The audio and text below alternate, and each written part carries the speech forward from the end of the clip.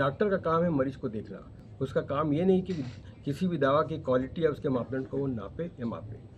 कई कंपनियां हैं जो आती है, हमको कहती कि सर ये कंपनी का इन्वेस्टिगेशन हुआ है, इस कंपनी की ये क्वालिटी है, ये बहुत अच्छी दवा है। हम उनके मापदंड पे इसलिए लिखते हैं कि वो सेंट्रल से, फिर उसके बाद राज्य से ड्रग कंट्रोलर के आदेश के बाद में पारित होकर आती है। हम एक विश्वास के ऊपर लिखते हैं, पर ये जो कृत्य किया गया है बिल्कुल निंदनीय है।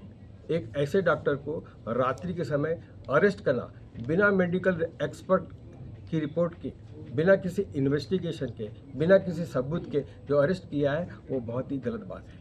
आज एक डॉक्टर का मरीज के प्रति रिश्ता, एक विश्वास, एक मरीज का डॉक्टर के प्रति विश्वास टूट गया है। ऐसे में आने वाले समय में कोई भी डॉक्टर कोई भी दवा लिखने के लिए मरीज को हिचकिचाएगा, क्योंकि सबसे पहले मरीज का क्वेश्चन रहेगा कि डॉक्टर साहब आप जो ये दवा लिख रहे हैं वो वास्तविक में सही है कि गलत है, असली है कि नकली है। इसका जवाब देने में हम बिल्कुल असमर्थ रहेंगे। और इसी संदर्भ में आज हम छिंदवाड़ा में आकर आप लोगों के माध्यम से मीडिया को ये इत्तला करना चाहते हैं कि जो कृत्य हुआ है, जो हमारे एक डॉक्टर के प्रति जो बर्ताव किया गया है, जिनको अरेस्ट किया गया है, वो बिल्कुल निंदनीय है, बिल्कुल गलत है। क्योंकि सुप्रीम कोर्ट के आर्डर के अनुसार किसी भी डॉक्टर को धारा 304A के तहत आप बिना किसी एक्सपर्ट ओपिनियन के, बिना किसी इंक्वायरी के आप उसको अरेस्ट नहीं कर सकते हैं। तो हमारा ये उद्देश्य है कि अगर अरेस्ट करना है तो जो दवा बनाई कंपनी रेसेंस, उसके फाउंडर को अरेस्ट कीजिए, उसके ऑनर को अरेस्ट कीजिए, जिसने